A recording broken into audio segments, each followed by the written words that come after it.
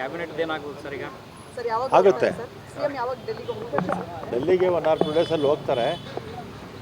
ಮುಂದಿನ ತಿಂಗಳು 6ನೇ ತಾರೀಕು ಅಸೆಂಬ್ಲಿ ಇರುತ್ತೆ.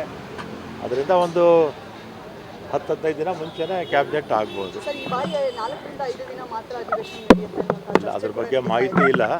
ಒಟ್ಟಿನಲ್ಲಿ ಆಗಸ್ಟ್ 6ರಿಂದ ಸೆಷನ್ ಇರುತ್ತೆ. ಎಷ್ಟು ದಿನ ನಡೆಯುತ್ತೆ? ಗೊತ್ತಿಲ್ಲ. ಅದು ಮುಖ್ಯಮಂತ್ರಿಗಳಿಗೆ ನಾವು ಯಾವತ್ತು ಕರೀಬೇಕು ಮತ್ತು ಎಷ್ಟು ದಿನ ಇರಬೇಕು ಅನ್ನೋದನ್ನು ಮುಖ್ಯಮಂತ್ರಿಗಳ ವಿವೇಚನೆಗೆ ನಾವು ಬಿಟ್ಟಿದ್ವಿ. ಇದು ಅವರು ತೀರ್ಮಾನ ಮಾಡಬೇಕು. ಆಷಾಢದಲ್ಲಿ ಈಗ ಇವರಪ್ಪ ಬ್ರಾಹ್ಮಣರೆಲ್ಲ ಆಷಾಢದಲ್ಲಿ ಶುಭ ಕಾರ್ಯಗಳು ಮಾಡೋದಿಲ್ವಾ?